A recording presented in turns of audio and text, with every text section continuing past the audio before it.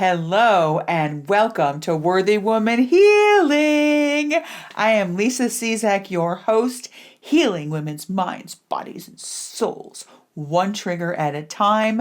Don't forget to like, rate, review, subscribe, all the things. I want you to drop in comments if you've ever been loved bomb, if you have ever had the experience of being groomed for anything. I want to hear from you.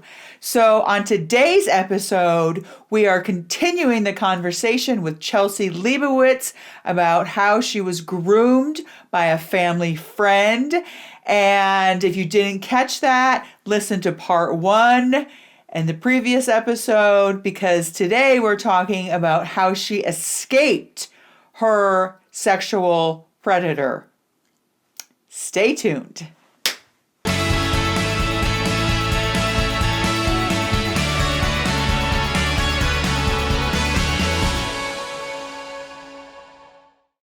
All right. Well, I'm just going to keep going with Elvis in my lap. The thing that I think is amazing is you escaped this on your own. Yes. Yes, I did. I decided that it was enough and that it was getting too weird for me. He started talking about marriage. I was like, bro, like, you trying to ask my parents for permission to marry me? Like, because that's fucking weird. What, did he ask permission from your parents? No. He said he was going. Probably would have. Like, I was 17. I was 16, 17. I was probably 17 at this point. And he wanted to, like, marry me. I was like, I was probably still only 16. I feel like it escalated very quickly. Actually, I don't really remember. It's all a blur. Yeah. I think what you are remembering that because it's like slow, and then it escalates. Yeah. So the other thing that would happen too is when we would communicate sometimes is I created a Yahoo account. Mm-hmm. And then that no one knew about. And then he had the same login. So I would send emails to myself and then he would log in and reply to that email through the same email thread. So therefore, it looks like I'm just emailing myself. Very sneaky on his part. Yeah. Did he ask you to send pictures, videos, anything like that? Yeah, I would Skype in the bathroom so he could watch me shower. Mm-hmm. Yeah. When you went from, hey, I want to have sex with you, right? To like Skyping in the shower. What was the time frame for that? If you can remember, like a year, like it was a long time. Was that the escalation that happened super quick? So I was probably almost 13 and a half to 14 when we started talking. And I was probably like, he would probably ask for pictures when I was like 14, being like, hey, send me a picture. Make sure you show your cleavage. But I didn't that wasn't as weird to me yet because he didn't really say that. And then, so like, I don't know. I don't always know the timeline on that. But when I turned 15 and I had my back surgery, it escalated pretty quickly after that, where we were making out and doing stuff. And then he almost specifically waited to have sex with me until I was 16. The age of consent in California is 16, but in Michigan it's 18. So it happened in both states. And how old were you when you said that he took you to a hotel and he drugged you and raped you? How old were you when that happened? As soon as I turned 16, he'd be like, oh yeah, me and Chelsea are going to go do some work outside of the home. And then he would go get us a hotel room and then stuff would happen at the hotel room. I was 16 because I could drive. When I went to it has to have literally been most of this happened in a year, because I remember it was right before my 17th birthday when I met my boyfriend in high school, because I was really excited because I kissed him in January before I was 16. And I joked with my mom, oh, I'm 16 and never been kissed. Right. So that was so that must have been from 15 to 16. It was making out and kissing, and 16 to 17 was sex. So 16 and a half. And when you were in the hotel, did you when you woke up, was it like you woke up and oh my gosh, I don't remember what happened? So we were at his house actually. So his house Mm-hmm. and his wife was gone. Okay. So he had me do stuff to him while he was on the phone with his wife. Um, and he was supposed to like take me back, and actually my mom freaked out because she knew. And it was hard for, and I always feel really bad for my mom because she did know and her intuition was right and she didn't know what to do about it. Because again, calling him out Mm-hmm. and saying it meant that she also lost her really good friend. Um, and Exactly.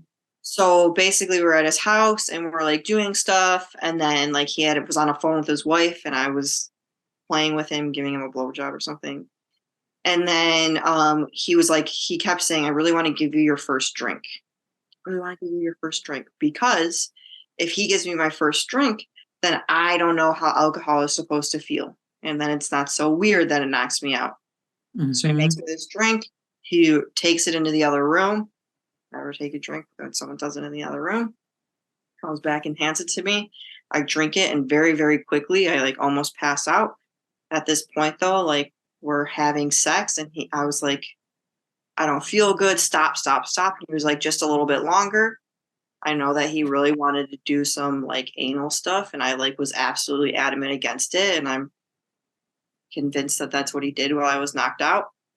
No, I don't remember how much time had passed, but I like woke up and I was like, oh my God, like we have to go back. Like my mom's going to know. He's like, oh, it's fine. And I like look at my phone and I have a bunch of missed calls and a bunch of text messages from my mom. And we get back to the hotel and my mom is literally hysterical because she had come to the room and I wasn't there. And how dare you take my daughter away without telling me? And then I go back to the room and said something to calm her down. I don't know.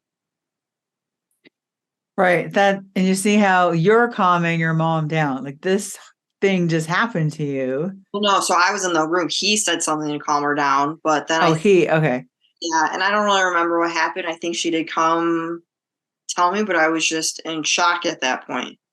I was like, Mm-hmm. I don't, you're right. And I think I remember her saying, like, like, I don't know, maybe she apologized and said, I just was thinking this. And I think I remember at that point wanting to say, you're right, you're right, you're right. I couldn't. Why do you think you couldn't say it in that moment? Shock. Mm-hmm. He probably told me something on the way there. I felt, I don't know, shock. And what advice do you have for parents, right? Who are because again, it's someone they know. Yeah. It's someone you know, it's someone they know. They're being groomed also. What do you wish? What would have been the one question that would have maybe, tipped you over the edge to saying, yes, this is happening? Probably just direct questions. Has he ever kissed you? Are you having sex with him? Have you ever touched his penis? Things Mm-hmm. that I can't just without judgment, right? Because sometimes parents Right. get scared. They don't want to hurt your feelings. They're beating around the bush. Oh, It's just like suicide, right? I used to work on a suicide hotline in college, and that's what they taught us to say. You ask, do you want to die? Do you want to kill yourself? You don't beat around the bush. You just right. say it right out. Because it calls them out, right? So, Mm-hmm. be like, hey, I have this feeling that you and so are having sex. Is that true? Yeah. Like he would say to me, people can tell once you're never going to be able to walk straight once I'm done with you, just making implications that once you have sex, people can tell. And then it would happen and I'd be super paranoid, but I wish someone would have been like, hey, are you having sex? I wish someone could tell. I just gotta sit with that for a minute. That gave me chills. Yeah.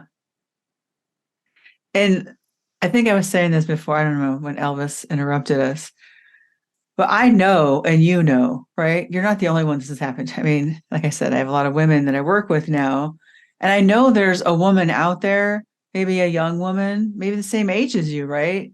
Watching this and seeing herself in you.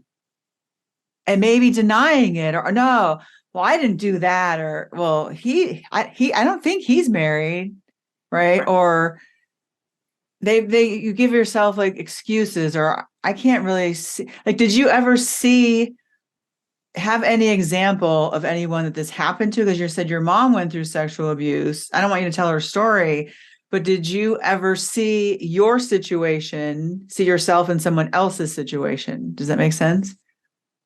Yeah, I mean, I don't think I never knew I knew anyone kind of doing it, but I do know that at 16 you feel like you're really mature. Oh, you're really mature for your age.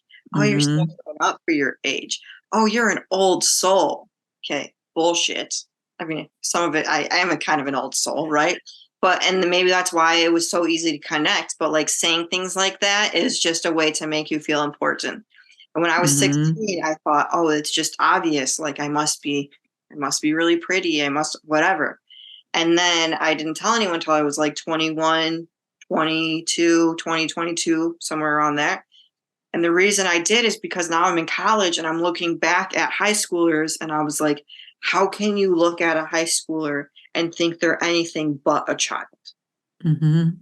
And so when I saw 16-year-olds looking, like when I look back and I saw that, I was like, there is no way someone looked at me and thought I was an adult. He knew full on that I was a child. And by the way, when I was done with it, he started talking about this other girl that he was talking to at his church. And he like I said, I wasn't his first and I wasn't his last. Mm-hmm. Have you had any contact with him since all of this? So when it happened, I told my parents. My dad did call him, told him he was a sick piece of shit. He was like, "Oh, that never happened. It might have happened one time when I was on drugs." I said, "Yeah, that was the first time it happened." Um, he obviously denied it. I did call him some on my own sometimes, and he's like, "Why do you keep doing this?" And I was like, "Oh, I'm sorry. Is it bothering you? Is it ruining your life? Weird." And I would just be really Mm-hmm. sarcastic, passive aggressive, and he was like, "Oh, I didn't mean to hurt you. I loved you." So he didn't actually like acknowledge it, but did. I don't have proof. It was on like old computers. I got rid of them, right? So Yeah, so nothing ever happened with him legally. correct. Yeah. And your parents, do they still talk to him? No, as soon as I told my mom, she stopped talking to him. That's great to hear. That we're very happy to hear that. Yeah. And what do you think, looking back in hindsight, right? Is there anything that could have prevented this? Like, what do you think is the main reason he was able to get in there and do this to you? I think it was a little bit of a perfect storm. I think my parents were going through some stuff. My brother was going through some stuff. I think I was really lonely. And obviously, he found those cracks and weaseled his way in. I think if Mm-hmm. you think it's weird that your child is talking to someone significantly older that much, you're probably right. Mm-hmm. If they really, like he said, he was a counselor and he was acting as a counselor, but we're talking every day, it's not normal. And so this is how I know that. So then, I had jaw surgery when I was in a freshman in college, and I started texting someone important to me, like a karate instructor, and he was pretty important to me. And after a few days of texting, he was like, "All right, listen, like I know that you've been going through some stuff, but it's not really appropriate for me to be texting you." And then he was like, "See you when you come back in town." And I was like, "Oh, this is what it's like." Then I had a male Mm-hmm. psychiatrist who would text me, and I think he was just like, at some point, was like actually he never said that it wasn't inappropriate, but it felt like a normal. Like it Mm-hmm. was actually really important, and I'm really grateful for him because I don't know if he was really allowed to text, but we would text back and forth, and then it was just Mm-hmm. like, "Here's advice. This is what it looks like. I'm not talking about my personal life. I'm not asking about your personal life. Here's what it is to help. You have a crisis. Let's figure it out. Okay, great. See you at our next session." Mm-hmm. Not just, "Hey, babe, have a blessed day." Yeah. It's like they all operate from the same handbook, all these predators. And it's, I want to marry you and I want to have babies with you and I'm not going to wear a condom. This is, I'm telling you this so you don't feel alone, right? These are the stories that I hear over, that I heard myself, and then I hear other women's stories over and over again.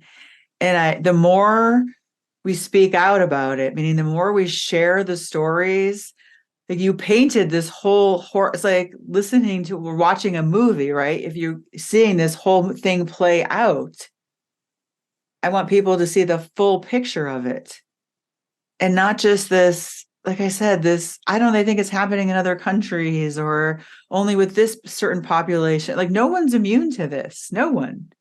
Right. And like, we certainly have the means to find any counselor, but I just was having bad luck, right? My mom was a therapist, so mom had some bad therapists. I had some bad therapists. It just wasn't a good fit. So then when you have someone who's a friend who's like offering to help, of course yeah, please help. I'm really depressed. I'm missing too much school. The truancy officers are being called, right? Like we'll take anything we can get. Please help her. I want you to help my daughter because I want the best for her. Mm-hmm. That's what every mom wants. And that's what every person wants, right? When you're in that state, you're desperate for help. And you think, and I think I keep going back to that initial, this is creepy. Yeah. That feeling you had, right? Because every single woman I talk to, like including myself, there's a point where you say, this is creepy. Like they all use that same word. And so what I'm trying to do is how do you get, because I don't know the answer. That's why I'm talking to other survivors. I don't know the answer, but how do you get from that's creepy, to stopping it there? I don't know the answer. I'm hoping you know the answer. I don't know the answer. I'm hoping somebody knows the answer. As an adult, that's creepy, right? Look at what your needs are. What needs are not being met that he's meeting, and how can you meet those needs elsewhere? As a teenager, I don't really have an answer. You're not aware enough to say, this is my needs, right? And perhaps that's where society is going, is to teach children younger and younger about needs, about wants, about desires, about the ability to say no, and trusting your intuition. That I had really big feelings as a kid. They weren't always acknowledged. No one, that I didn't know what to do with them. So I didn't know what I was feeling. And so that was the other thing he would do. I don't really know my emotions, and I wasn't really in tune with that. So he would be like, oh, you're so turned on right now. How can you tell? Right? Like, what am I doing right now that shows you I'm turned on, when really all I'm doing is sitting there in silence, like in shock. But then he would start talking about like, oh, you're so wet. And I was like, okay, well, I guess. But I'm also like a 15-year-old ovulating girl. Right? So like, what's the difference? Yeah. And how do you feel like this has impacted the remainder of your life? Again, I know these answers. It's made it really hard to connect with sexual intimacy. I had my high school boyfriend, and after we broke up, I had a lot of sex just because anytime I thought about sex, I thought about him, because he would always say, I'm ruining you for other people. You're ruining me, but not in the way you think you're ruining me. That line right there that you just said is another common line that I hear women say. What you just said just now. I'm going to ruin you for you guys. Yeah. I think they're hot shit. Yeah. And then the uncertainty with sexual intimacy, like the long-term effects that it has on women. That's why I'm so passionate. We need, the grooming is the gateway, right? Because if he hadn't been able to groom you, I've been like, you're fucking creepy as fuck. Bye. Right. There's no abuse. And I'm searching for answers. I really am. I would love to hear if any listeners out there have answers to, how do you, because when you're in the grooming and the love bombing phase, it feels amazing. Nobody can tell you when you're in that phase, he's a sexual predator, you're being abused, you're being sexually exploited. I think the message also needs to be that in the beginning, so this is how I look at it. Your abuse happened in that grooming phase, in the love bombing phase. It wasn't when you were drugged and raped. It wasn't the first time he had sex with you. Right. It started, and the abuse happens in the grooming and love bombing phase, and people have a hard time wrapping their brain around that. How can that be abuse if it feels good? Right. Well, because it ruins you. Because right, so how does it affect you, right? So like I had a lot of sex to dilute that when Mm-hmm. and now if I don't know if I want this in here, but we're gonna say it anyway. Okay. So now when I'm with my husband, if he is not overly effusive and borderline obsessive and enthusiastic about it, I don't believe it. Yeah. Because and so I'm really working hard to kind of rewire that because that's not healthy for someone to want to have sex with you so bad that all they're talking about is sex. All they want you to do is have sex. Oh, you are so attractive. All I want to do is have sex. There is so much more to life and to relationships and to healthy communication besides sex. If your relationship is solely on sex, there's something wrong. How about this Mother's Day? Instead of the usual flowers or brunch or chocolate, instead of that, you give yourself the gift of healing, or you give the gift of healing. I'm having a special on my twice a month Worthy Woman Healing group where you no longer have to suffer alone. You don't have to do this alone anymore. You can heal alongside other women who are on the same journey as you. And the best part is it's half off for all you mamas. So click the link below to join us. And remember, you are worth it.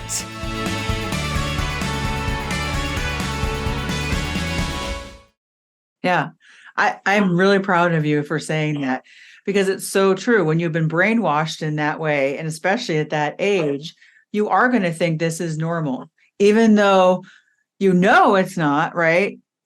You have that memory, you have that first, so your neural pathways. Yeah. Right. So like and the other thing is he was telling me how much he wants it and I didn't really want it the same way.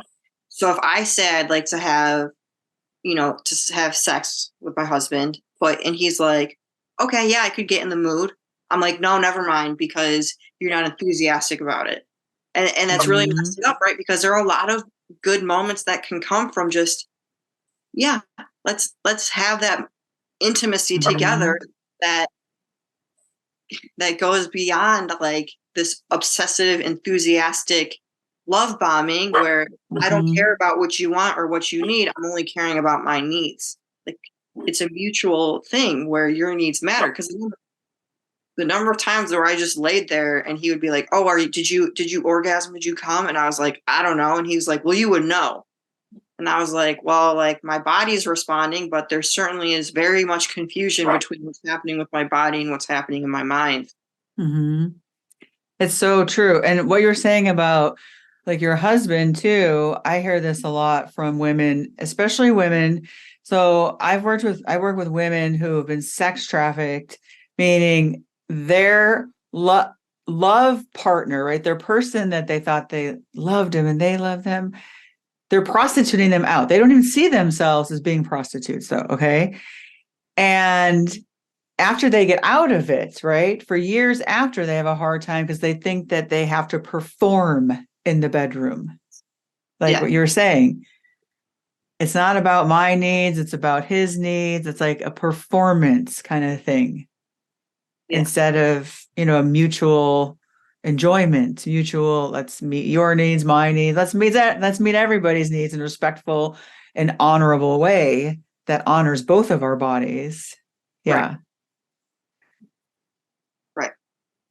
So I'm really proud of you for saying all that. You can sit on that. If you don't want us to keep it in it, then Steve can edit it out.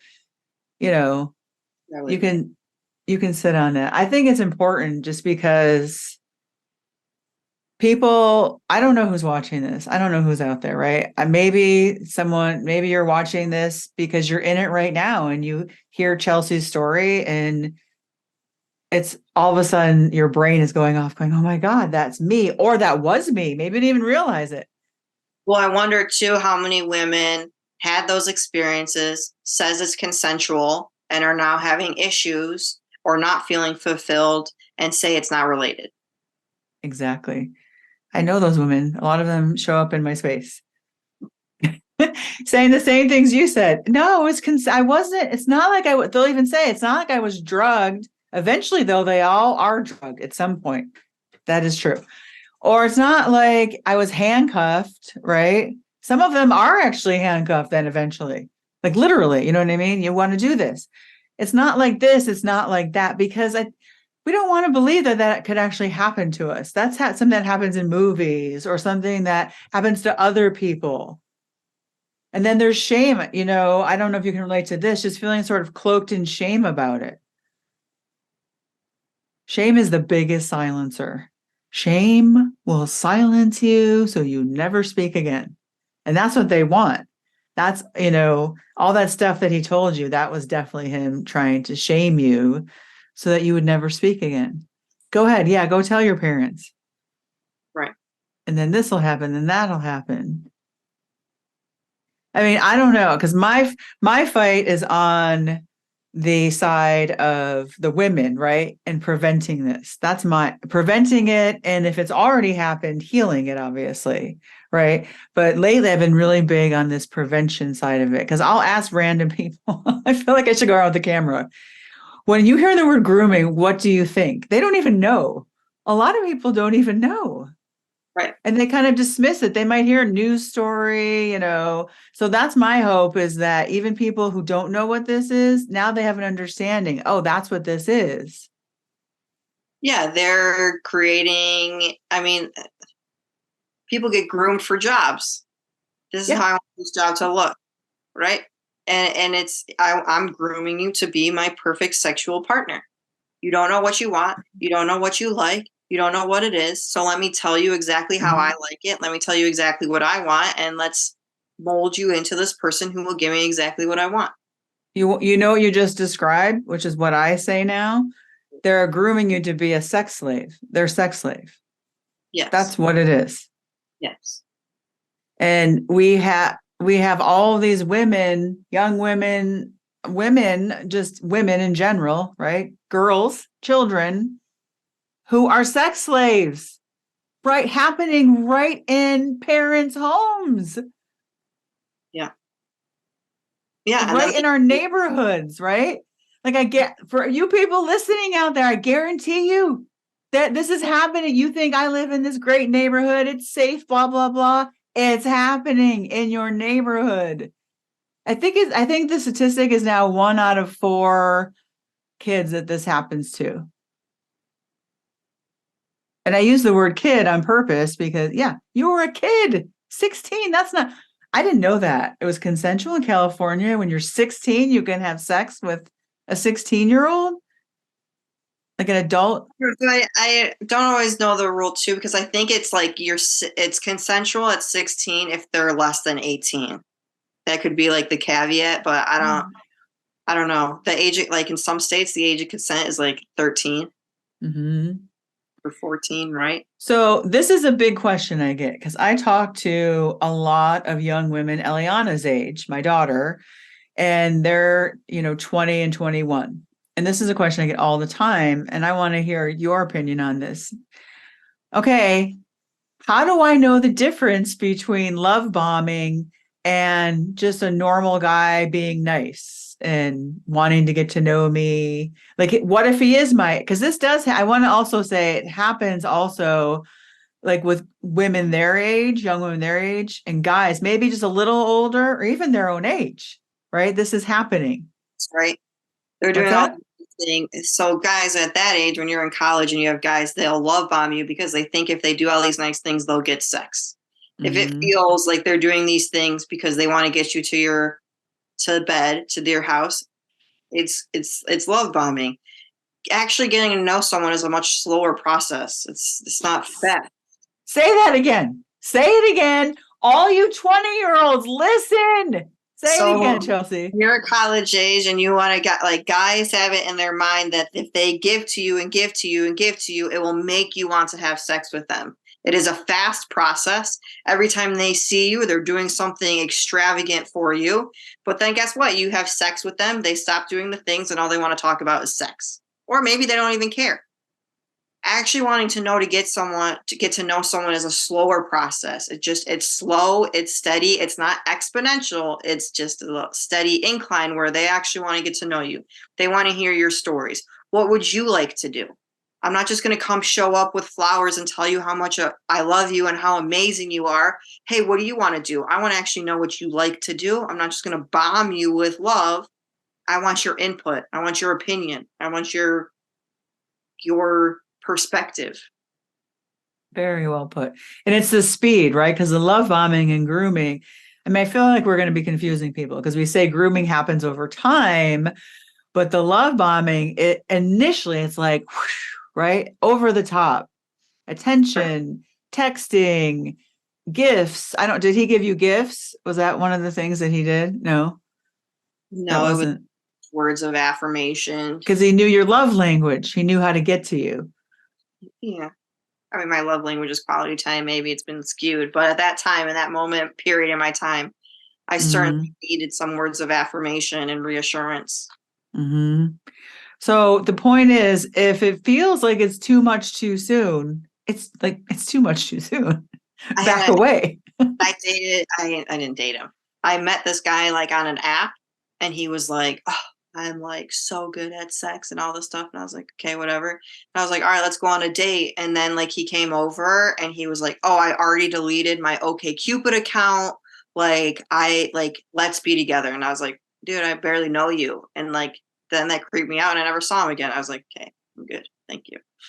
It's just it Oh, should did you hear what yeah, did you hear what he just said? Like it creeped you out.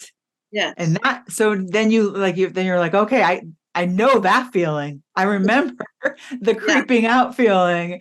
And now I can move past that. It's just getting women to not have to go through that to learn it. Well, and I think it's unfortunate too because so many girls are subject to very creepy comments from middle-aged men. So you're 13. Oh, wow. You're getting boobs already, aren't you, hun? Right? Oh, wow. Look at that chest on you. Oh, wow. Haha, I love the way you eat that ice cream. Like, what do you mean? Mhm. Like, you don't even know what it means, right? So then you're uncomfortable. And then your parents say, oh, he didn't mean it. Oh, he really likes you. That's what that means. So then you're confused and it shouldn't be confusing. And if it feels uncomfortable, it is uncomfortable. And trust yourself and stop listening to everyone else. I love that you just said all that right now. Seriously. I remember that growing up, hearing that like from my dad's friends and guys, like men that he worked with, and feeling like super uncomfortable. Yes. And I hope parents really heard what you just said too, right? Don't normalize it. Yeah. If your 50-year-old friend is telling your teenage daughter, right, your 40-year-old friend, whatever, telling your teenage daughter, oh, you're getting boobs, or saying it to you or something, call them out on that shit. Correct. Because having your parents say, that's not okay. Say that again, you can leave. Right? Like, Yeah. oh, okay, that's not normal. Right? And it's hard because I think that, you know, 50 years ago, women couldn't divorce. They were stuck in relationships with Mhm. really nasty men who probably love bombed them. Oh, I'm saving myself to marriage. I'm going to love bomb you. You're going to marry me. I'm going to have sex with you. And then we're never going to have any sort of intimacy besides sex. We're never going to talk. I'm going to end up raping you, but you can't divorce me because of the laws. And now you have people who Mhm. they don't know what to do with the fact that if a man says things like that, you can leave. Right.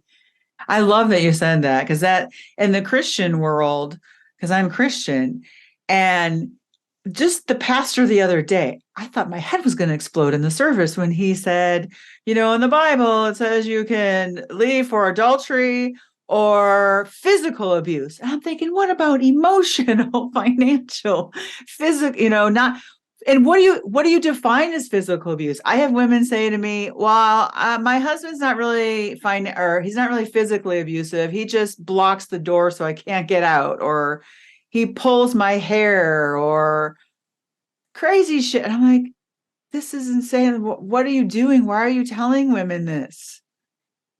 just only physical abuse, because as you know, right, emotional and psychological scars run much deeper, and your brain doesn't know the difference between emotional pain and physical pain. The receptors receive it the same.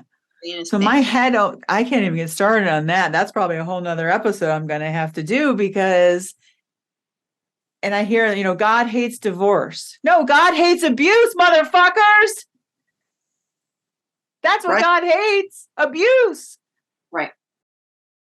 How about giving yourself and your mama, your daughter, your aunt, your best friend, whoever, your go-to ride or die woman in your life, a gift of focusing on yourself for 4 nights and 5 days this December.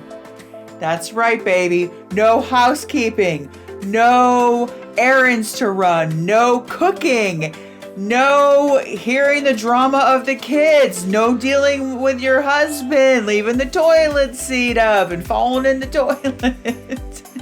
Just focusing on you in the Caribbean.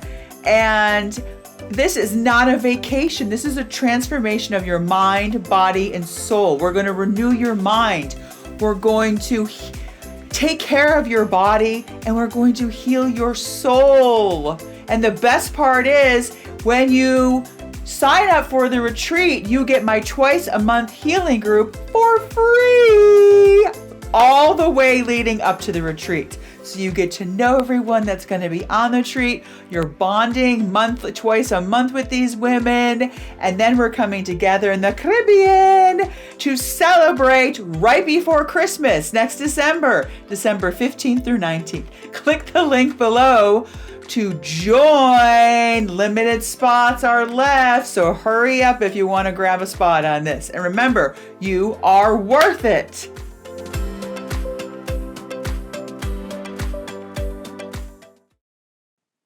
I'm like, come on now.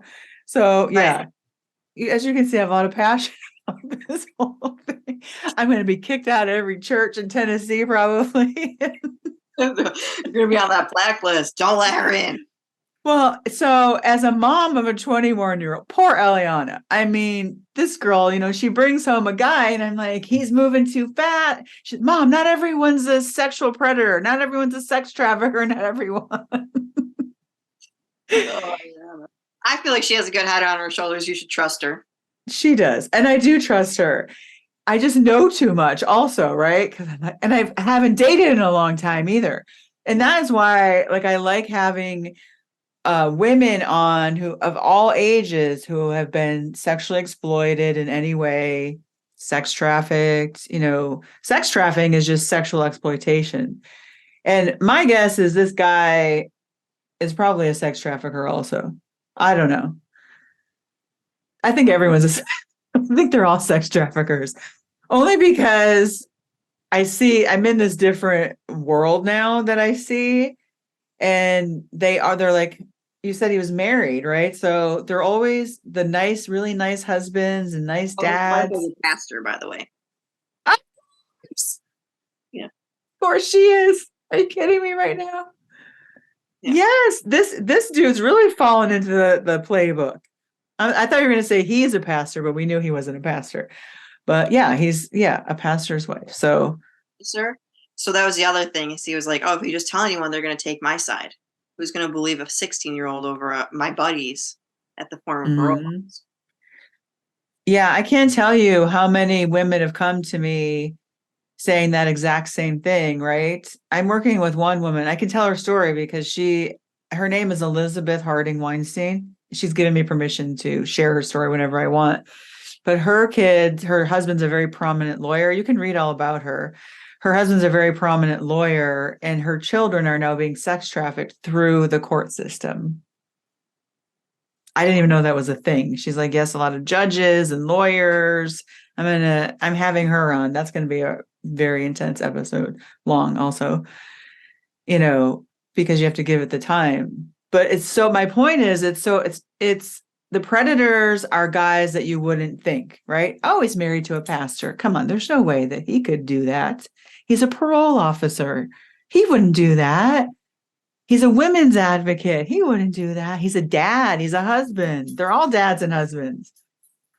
So, yeah, I have to learn to balance my what I know, not Yeah. scare Well, Elia. it's tricky, right? Because people don't want to believe it. Because, oh, well, I don't see it. Okay, well, Mhm. that's the point. And here's the other thing that I always think about too in this. I don't understand why people don't believe kids. Like kids haven't been in the world enough to like Mhm. actually make this stuff up. Like I wouldn't have been able to even come up with this story well into my until I was well into my 20s. So like to have a 15-year-old to be like, "Yeah, I've been having sex with him." Like where do you think she learned that?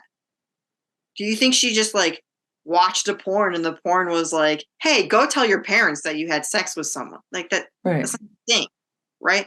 Like I don't understand when people are like, "Oh, he's lying." Like the kid literally only knows the kid's world. Like they don't have the capacity or the ability to make up these kinds of stories, and I don't get why people don't believe them. No, and that's why pedophiles, don't even get me started on pedophiles. That's why they're able to do what they do because of what you just said. I don't know why people aren't believing kids. I don't know. What I want people to understand from what you said, though, like if anyone is out there listening and thinking, oh, yeah, that couldn't really happen, or if your kid came to you and said that, I want people to really go back and watch this whole episode, and I want them to see your face when I asked you, like, why didn't you tell? Yeah, And how hard it was, right? Like, why, if you were lying about this, why would you keep it inside for so long? Why was it so hard to tell then? Like, adults don't grasp that it's so hard for a kid to say it. and the other thing that I think of is if you tell someone, they have to do something about it, and if they do something about it, it is now a burden to the parent, right? Kids unconscious subconsciously unconsciously whatever they know this, they know that if they say something it's going to create a big blow up. Mhm. Parents are in denial because they don't want to have to do something about it. They don't want to be the bad guy. They're also people pleasers. They don't want to do like it's going to cause a disruption in their life. Their life is going to change. As a parent, if your child comes to you, the discomfort that you would experience, to be honest, is only minor compared to the discomfort your child feels. But you sticking up for them and making that, and even if all it is you never talk to them ever again, you just did your child a favor, and now they can trust you forever. Right. They I love my parents. I don't have any bad feelings towards my parents. Just a disclaimer, but it was a hard time. I was Well, kind yeah, of and that's why I also wanted to bring up that the fact that parents are being groomed. Your mom was 100% being groomed by him yeah, because no mom is just going to say to some dude, right? Some random guy, yeah, take my daughter, go in alone, blah, blah, like you have to really trust that person. And that's what they do. These predators groom the parents and the other family members too. It's so purposeful. the thing that keeps coming up in my mind right now is like the whole Larry Nasser gymnastics thing. Yeah. How they're just, yeah, I'm gonna take care of your daughter. Come to my basement. I'll work on her in my basement. And then parents are like, one parent says it's okay, and then they just keep saying it's okay. And then people are like, Mhm. this is really weird.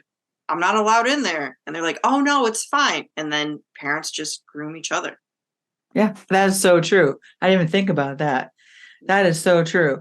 And that's why I also don't like when people are like if someone's watching this, I don't want someone who's watching this to be saying, "What's wrong with Chelsea's mom? Why didn't do it?" Like it's so easy to judge someone unless you're in their shoes and have experienced what they've experienced, right? You can't go around judging and victimizing parents either and blaming them.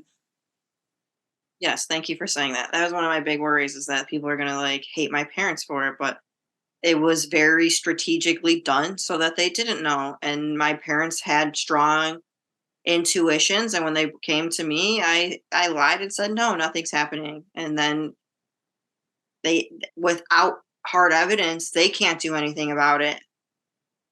No. Really No. shitty. So yeah. And the fact that you said your mom was saying at least it's consensual, Yeah. right? Even so, I want to touch on that for a minute. Yeah. What what what advice can you give once parents find out this information, right? Right. So this is what we want parents to do. Straight up ask. Did you touch his penis? Did he ask you to touch his penis? Show Did you penis. did he Did you? show you his penis? Did he ask you to take pictures of your boobs, of your vagina? And like use the words, right? Don't give like weird names to your And and don't be judgmental. Like as a parent too, be like, hey, sometimes I've sent pictures to your dad. Has this guy ever asked for a picture? right, exactly. That's a great way to put it. So Not so that way it's not like it's not a shameful thing because you kind of told. I mean, it's again different eras where now cell phones are a mhm. big thing, right? And a lot of parents weren't growing up with cell phones, but just saying like, we've taken pictures of each other. Has he taken pictures of you? And then it's just kind of like, hey, we Mhm. do this. Like, are you doing it? Yeah. And I interviewed, oh my gosh, I'm blanking his name now. Anyway, he's an agent that helps, find pedophiles actually in particular. And he said the number one place, the most dangerous place for a child in America is to be alone in their bedroom with any kind of electronic device. Yeah. Because that's where it's happening, right? Texting, like we just said, texting, send me a picture. First, just a picture of your face, whatever. Then it graduates. So that's another thing for parents. Don't be afraid to be the bad guy and say, hey, use your phone out here in plain sight. Because certainly So, someone's looking over your shoulder where the kid starts being really afraid to like let you look at the phone. It's kind of a red flag. yeah, they're always with their phone, protecting it. But now I forget what we were talking about. Oh, we were saying, so your mom, yeah, when she said the consensual, at Yeah. least it was consensual, your dad. So My dad said. once parents find out, so the kid goes to the parent, or we know the kid's not going to go to the parent though. It's up to the parents to ask the right questions. So now we've given parents guidance on be direct with your questions. And so then their kid says yes to any of those questions. Then what does the parent do? So I'm certain that the parents will be feeling a lot of anger. You take that anger out, you've now scared them, and are going to just have a conversation. Pretend it's like with the same age kid. What's it like for you? Does it feel good? Like what has he told you about it? Did you like it? And then, just kind of have that conversation. And then after the facts, I would say, okay, I know that it feels good to you, but I'm telling you that this isn't healthy. It's actually illegal and this can't continue anymore. And it's not consensual, even though it feels consensual. The fact that you are a minor and he is a grown adult makes it statutory rape. And I'm sorry this happened to you. Mm. And I believe you, right? That's a big thing. I believe you. I believe you when you say it feels good. I believe you when you say it's Mm. consensual. I'm telling you as your parent, it's not. Yes, perfectly worded. I hope parents listen to this. And in the grooming phase, we're still stuck in that grooming phase, right? How do we I'm trying to think, like, how do we help people recognize that? Like kids, teenagers, anyone. They're not going to. I know. Ah, shit. I knew you were going to say that. That's what I keep hearing. I've talked to some, younger women. I have a couple clients in their 20s, 21, 22, 20, and they tell me the same thing. They said it's almost like you have to experience it, to know what it feels like, to know the Well, difference. right. So the only way would be to start having conversations with your children young about what a healthy relationship looks like. And In that's the beginning, and the key is in the beginning stages. right. Like when they're like 10, 11, 12, 13, right? You want to sometimes wait until you start having sex.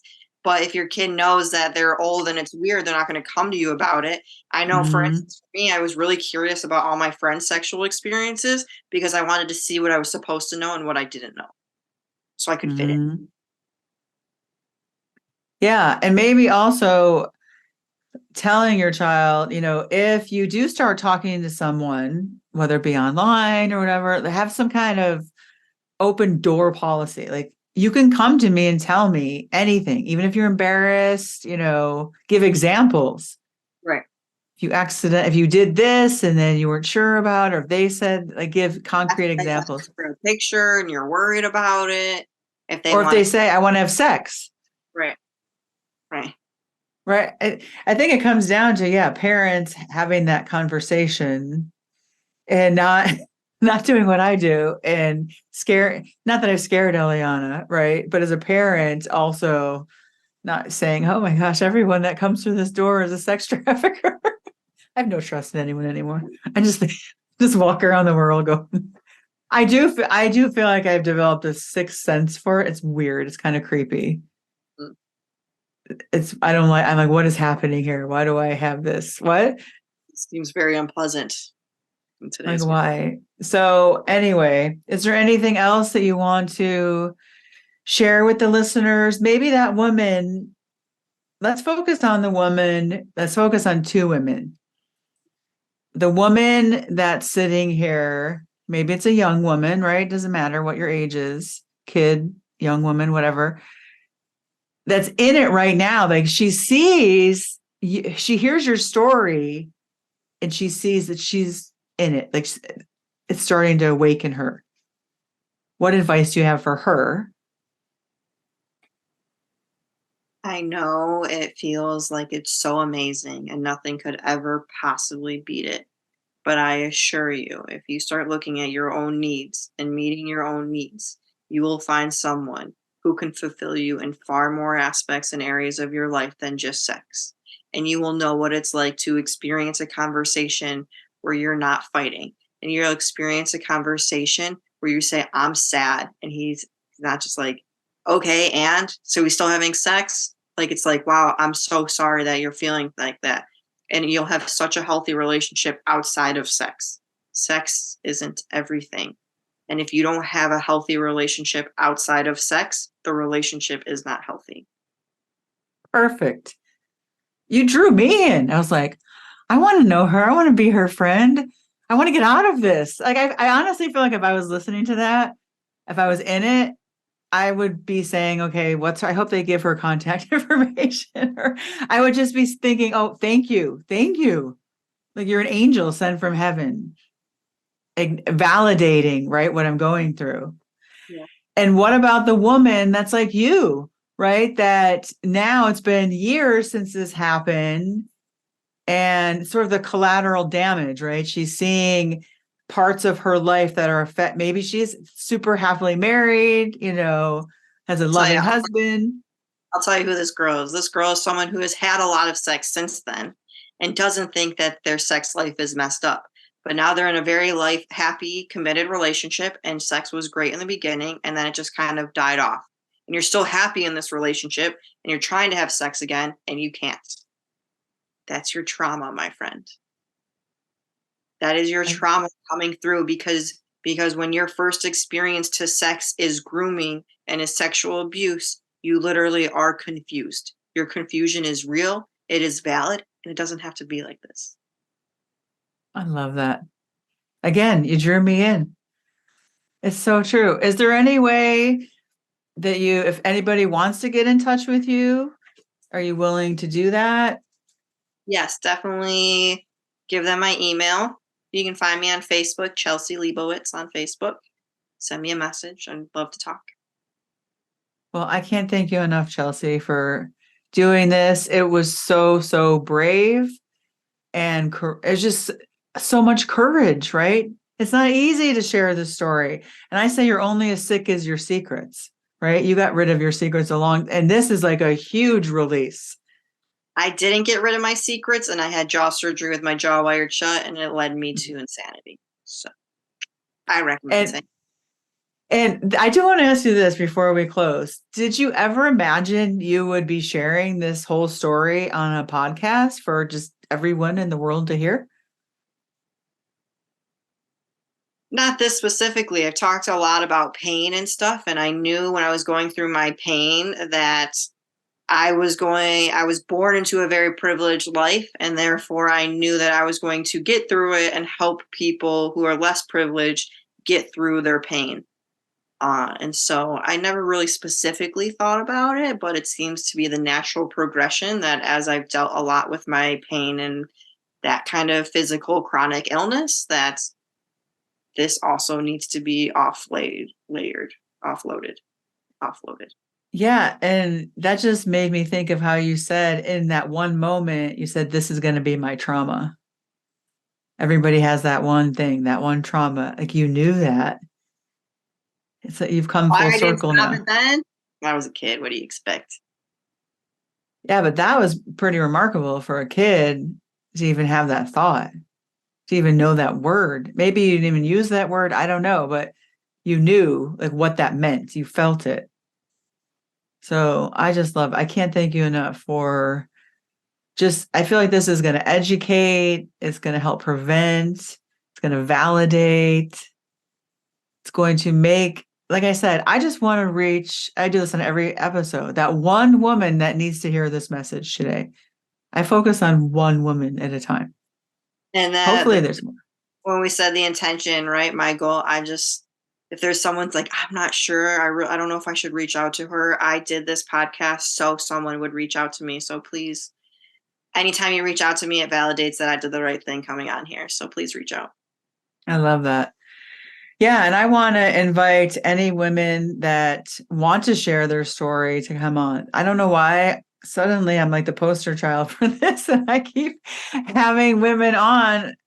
It's not intentional. It's just like it's their first time sharing it. I don't know what's going on there. I'm like, okay, I'm open for that. I just want to help prevent this from happening and help women heal. And I hope you listening can see that healing is possible because look at Chelsea. Okay, we're done. That's a wrap.